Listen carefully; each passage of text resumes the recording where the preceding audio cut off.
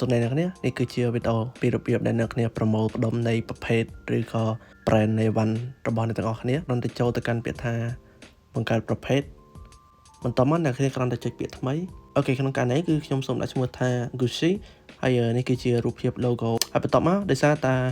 ប្រភេទអីវ៉ាន់ឬក៏ brand មួយហ្នឹងយើងអត់មានផលិតផលនៅក្នុងហ្នឹងទេអញ្ចឹងយើងអាចក្តោបអីវ៉ាន់របស់យើងដោយចុចពាក្យថាបន្ថែមផលិតផលបន្ទាប់មកដោយសារតែក្នុងករណីនេះគឺខ្ញុំមាន2អីវ៉ាន់2ផលិតផលអញ្ចឹងគឺខ្ញុំគ្រាន់តែចុចទាំងពីរមកអីវ៉ាន់ណាដែលតាក់ទងនឹង brand Gucci ហ្នឹងបន្ទាប់មកគ្រាន់តែចុចពាក្យបន្ថែម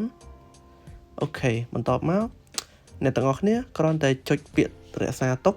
អូខេនោះមានន័យថាប្រភេទអីវ៉ាន់របស់អ្នកគ្នាហ្នឹងគឺបានបង្កើតជោគជ័យហើយគឺមានន័យថា brand Gucci អូខេអញ្ចឹងដើម្បីភាពងាយស្រួលក្នុងការយល់គឺខ្ញុំបង្កើតប្រភេទមួយទៀតដែលអត់មានអីវ៉ាន់នេះទេអញ្ចឹងបន្ទាប់មកអ្នកទាំងអស់គ្នាគ្រាន់តែចុចទៅលើមើលហាងអ្នកទាំងអស់គ្នាអូខេអញ្ចឹងនៅពេលដែលអ្នកទាំងអស់គ្នាមាន website របស់អ្នកទាំងអស់គ្នានោះប្រភេទរបស់អ្នកទាំងអស់គ្នាគឺវានឹងក្តោបនៅលើនេះអញ្ចឹងបើសិនជាអ្នកទាំងអស់គ្នាចុចទៅលើពាក្យថា polo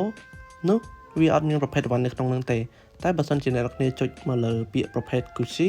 នោះអ្នកទាំងអស់គ្នានឹងឃើញប្រភេទ Evan Gucci ដែលនឹងមាននៅក្នុង brand មួយហ្នឹងបន្ទាប់មកបើសិនជាអ្នកចង់ឃើញទាំងអស់គឺអ្នកគ្រាន់តែចុចទៅលើទាំងអស់ទៅគឺនឹងបង្ហាញផលិតផលទាំងអស់មកវិញ